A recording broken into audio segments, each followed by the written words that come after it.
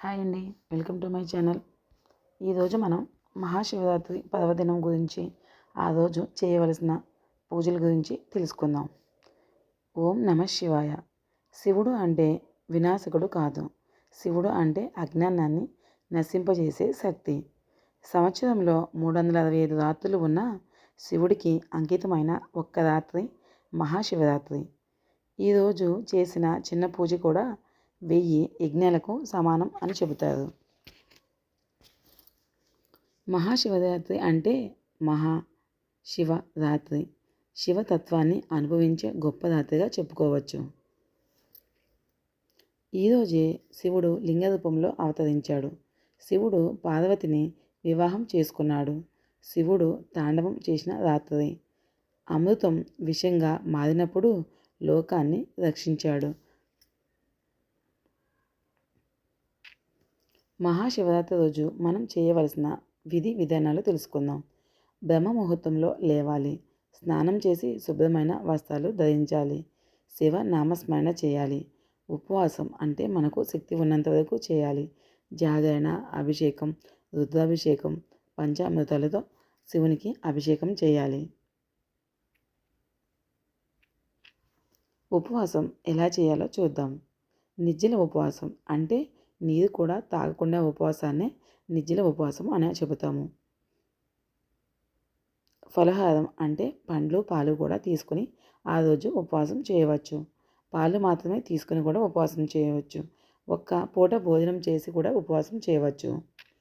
శక్తిని బట్టి చేయాలి. శివుడు మన కష్టాన్ని కాదు, భక్తిని చూస్తాడు అని తెలుసుకోవాలి.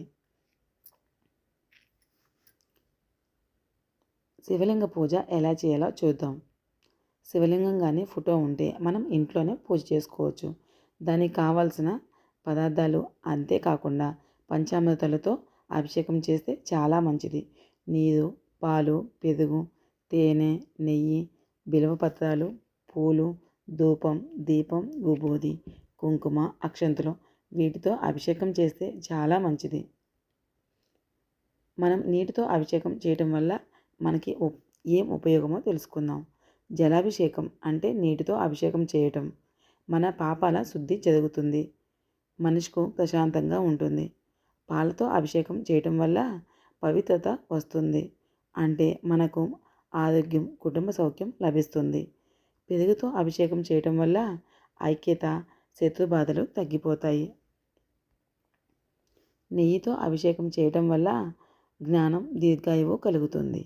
తేనెతో అభిషేకం చేయటం వల్ల మాటకు విలువ, వాక్చాతుర్యం పెరుగుతుందని మన పెద్దలు చెబుతున్నారు. పంచామృత అభిషేకం ఎలా చేయాలి అంటే ముందుగా మనం పాలు, పెరుగు, తేనె, నెయ్యి, చక్కెర, అరటిపండు తీసుకోవాలి. పంచామృతంతో అభిషేకం చేస్తే సంతాన భాగ్యం, వ్యాపార వృద్ధి, ఇంట్లో శాంతి కలుగుతుంది. బిల్వ పత్రాలతో కూడా మనం అభిషేకం చేయాలి. బిల్వ దళానికి 3 ఆకులు ఎందుకు ఉండాలంటే బ్రహ్మ, విష్ణు, మహేశ్వరులుగా చెబుతాము. అందుకే మనం బిల్వ పత్రాలతో అభిషేకం చేసేటప్పుడు 3 ఆకులు ఉండేటట్టు చూసుకోవాలి. మనం బిల్వ పత్రాలు శివునికి సమర్పించేటప్పుడు ఓం నమ శివాయ అనే మంత్రం జపిస్తూ ఆకులు చినిగిపోకుండా మంచిగా ఉండే ఆకులను దేవునికి శివలింగం మీద సమర్పించాలి. జాగరణ ఎందుకు చేయాలో తెలుసుకుందాం. రాత్రంతా మెలకువగా ఉండటం కాదు జాగరణ అంటే. అజ్ఞాన నిద్ర నుంచి లేపటం, జ్ఞానంలోనే ఉండటం. జాగరణలో చేయవలసిన పనులు ఏమిటంటే శివ పంచాక్షర మంత్రం, శివపురాణం, లలితా సహస్రనామం, భజనలు, శివ కథలు చేయాలి.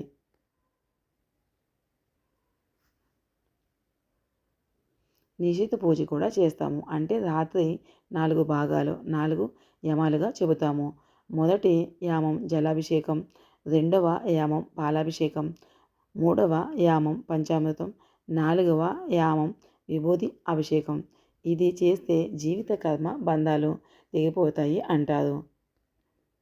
మహాశివరాత్రి రోజు ప్రత్యేక మంత్రాలుగా మనం చెప్పుకునేవి ఏమిటంటే ఓం నమ శివాయ అనే మంత్రాన్ని 108 సార్లు జపించాలి. మహామృత్యుంజయ మంత్రం ఆరోగ్యం కోసం, రుద్రనమకం దరిద్ర నాశనం కోసం చేస్తాము.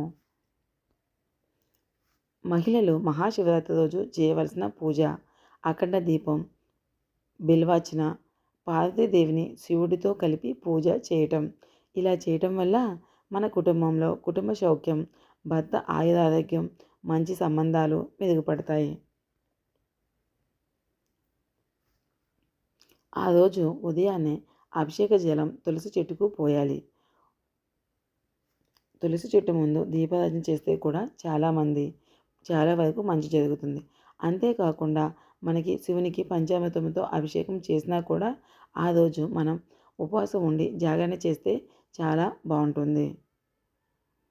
ఓకే ఫ్రెండ్స్, ఈ వీడియో కనుక మీకు నచ్చితే ప్లీజ్ సబ్స్క్రైబ్ మై ఛానల్.